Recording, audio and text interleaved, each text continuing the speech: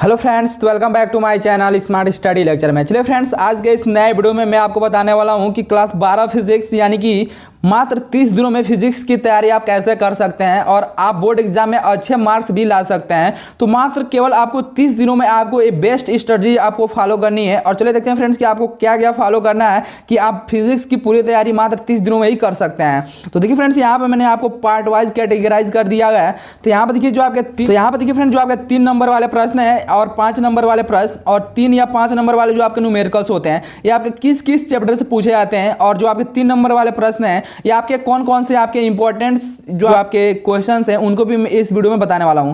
उसके बाद से 5 नंबर वाले प्रश्न में आपके क्या पूछे जाते हैं, डेरिवेशन पूछे जाते हैं। उसके बाद से 3-5 नंबर वाले जो आपके न्यूमेरिकल्स हैं, ये आपके किस चैप्टर से पूछे जाते हैं, इन सभी को आज की इस वीडियो में बताने वाला हूं। तो चलिए फ्रेंड्स, वीडियो को शुरू करते हैं। सबसे पहले हम देखेंगे कि 3 नंबर वाले प्रश्न आपके कौन कौन से बोर्ड एग्जाम में पूछे जाते हैं। तो चलिए देखते हैं कि जो आपके 3 नंबर वाले प्रश्न हैं वो आपके कौन कौन से बोर्ड एग्जाम में पूछे जाते हैं। इसके पहले देखिए कि जो आपका ऑब्जेक्टिव होता है आपके 1 मार्क्स से पूछे जाते हैं। उसके बाद से 1 मार्क्स और 2 मार्क्स वाले क्वेश्चन भी आपको बोर्ड एग्जाम में कौन कौन से आएंगे उसको भी मैं इस वीडियो में बताने वाला हूं। तो यहाँ पे चलिए सबसे पहले देखते हैं कि 3 नंबर वाले प्रश्न आपके कौन कौन से बोर्ड एग्जाम में पूछे जाते हैं। तो यहाँ पे देखिए फ्रेंड, जो आपका पहला है कि कूलाम का नियम। देखिए कूलाम का नियम क्या होता है। कूलाम का नियम क्या होता है फ्रेंड्स कि 2 बिंदु आवेश, यानी कि मान लीजिए आपका Q1 है या आपका Q2 है, इसके बीच की दूरी क्या है, R है। 2 बिंदु आवेशों के बीच लगने वाला जो बल होता है, उन दोनों आवेशों का गुणनफल क्या होता है, अनुक्रमानुपाती होता है, यानी Q1 गुणे Q2 होता है। उसके बाद से उनके बीच की दूरी के वर्ग क्या होता है, व्युत्क्रमानुपाती होता है। आपका इक्वेशन नंबर सेकंड हो जाता है। उसके बाद से दोनों में देखिए क्या है, आपका F क्या है, दोनों में समान है। तो यहाँ से हो जाएगा F अनुक्रमानुपाती Q1 Q2 बट्टे में R² या अनुक्रमानुपाती चिन्ह हटाएंगे तो F बराबर क्या हो जाता है, 1/4 pi epsilon not Q1 Q2 बट्टा R² हो जाता है। ठीक है, अब देखिए फ्रेंड्स, यहाँ से इसका मात्रा क्या होता है, इसका मात्रा हो जाता है फ्रेंड्स कूलाम स्क्वायर प्रति। उसके बाद देखिए फ्रेंड्स, यहाँ से एप्सिलॉन नॉट का जब यहाँ से मात्रा निकालेंगे तो एप्सिलॉन नॉट यहाँ पर आ जाएगा, इसके नीचे पर आ जाएगा F इंटू में R², यानी कि हो जाएगा कूलाम स्क्वायर प्रति न्यूटन मीटर स्क्वायर हो जाता है। कूलाम स्क्वायर प्रति न्यूटन मीटर स्क्वायर, ये आपका क्या होता है, एप्सिलॉन नॉट का मात्रा होता है। और ये आपका होता है फ्रेंड्स कूलाम का नियम, क्या होता है, F बराबर 1/4 pi epsilon not Q1 Q2 बटा R² होता है। तो ये आपका हो जाता है फ्रेंड्स कूलाम का नियम। अब देखिए आपके 3 नंबर के आपके बोर्ड एग्जाम में क्वेश्चन पूछे जाते हैं। उसके बाद से देखिए दिया है कि एक समान विद्युत क्षेत्र में द्विध्रुव पर बल आघूर्ण, यानी कि जो बल आघूर्ण होता है टाउ बराबर क्या होता है, पी साइन थीटा होता है। क्या होता है फ्रेंड्स, पी साइन थीटा। तो ये आपका द्विध्रुव पर बल आघूर्ण का आपका पूछता है, ये आपके 3 नंबर के आपका क्वेश्चन पूछे जाते हैं। उसके बाद से है कि संधारित्र में संचित ऊर्जा U = क्या होता है, ½ CV²। तो ये भी आपके बोर्ड एग्जाम के लिए काफ़ी ज़्यादा इंपॉर्टेंट है। उसके बाद से देखिए जो आपका अगला टॉपिक है, ये आपका है कि संधारित्र के ऊर्जा घनत्व का व्यंजक। उसके बाद से आपका है कि किरचॉफ का नियम। तो देखिए फ्रेंड, जो आपका किरचॉफ का नियम, इसमें आपका 2 नियम होता है, उस दोनों नियम को आप अच्छे से तैयार कर लीजिएगा। ठीक है, पहला तो आपका होता है संधि का नियम, दूसरा आपका होता है वोल्टता का नियम। तो देखिए फ्रेंड्स, यहाँ पे जो संधि का नियम क्या होता है कि किसी भी संधि पर मिलने वाली, ठीक है फ्रेंड्स, किसी भी संधि पर मिलने वाली समस्त धाराओं का जो बीजगणितीय योग होता है वह क्या होता है, 0 होता है। अब देखिए फ्रेंड्स, मान लीजिए आपका I1 धारा है, ये आपका क्या है, I2 है, आपका क्या है, I3 है, आपका क्या है, I4 है और ये आपका I5 है।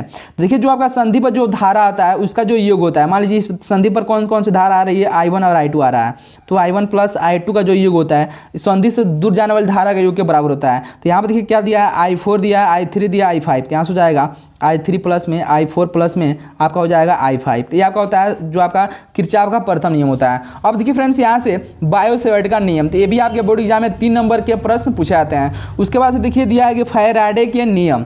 उसके बाद से है कि स्वप्रेरण तथा अन्योन्य प्रेरण गुणांक क्या होते हैं। उसके बाद से हाइगेंस का सिद्धांत क्या होता है। उसके बाद से व्यतिकरण तथा इसकी शर्तें हैं। तो ये जो भी इंपॉर्टेंट टॉपिक हैं ये आपके बोर्ड एग्जाम में हर साल पूछे जाते हैं। उसके बाद से है कि प्रिज्म के पदार्थ के अपवर्तनांक का सूत्र। तो देखिए फ्रेंड्स, यहाँ पे मैंने आपको बता दिया है कि 3 नंबर वाले प्रश्न। अब चले देखते हैं फ्रेंड्स इसमें अगला टॉपिक। देखिए फ्रेंड, जो आपके 3 नंबर वाले प्रश्न में आपका यहाँ पे भी पूछ सकता है कि आइंस्टीन का प्रकाश विद्युत समीकरण। उसके बाद से रदरफोर्ड के परमाणु मॉडल तथा कमियां। उसके बाद से नाभिकीय विखंडन तथा नाभिकीय संलयन। उसके बाद से पीएन संधि डायोड।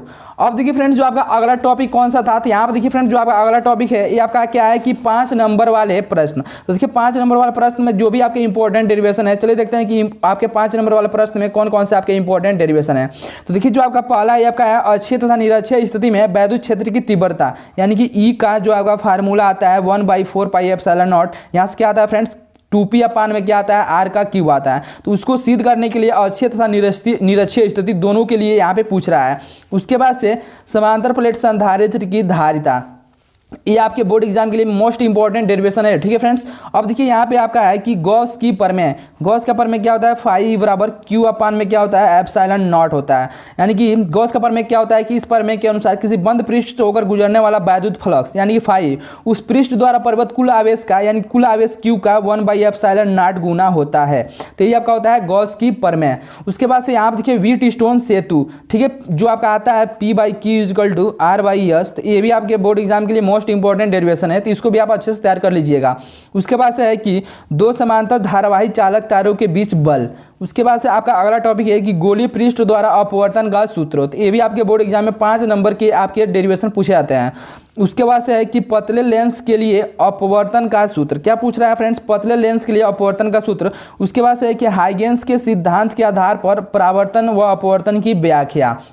उसके बाद से है फ्रेंड्स कि यहाँ पे फ्रिंज की चौड़ाई के लिए सूत्र। उसके बाद से अगला टॉपिक है कि एकल झिरी द्वारा विवर्तन प्रारूप की व्याख्या। उसके बाद से आपका है कि हाइड्रोजन स्पेक्ट्रम। तो ये आपके देखिए ये आपके 5 नंबर वाले प्रश्न हैं जो कि आपके बोर्ड एग्जाम में आपके पूछे जाते हैं, और ये आपके जितने भी इंपॉर्टेंट डेरिवेशन है मैंने आपके 5 नंबर वाले प्रश्नों में बता दिया है।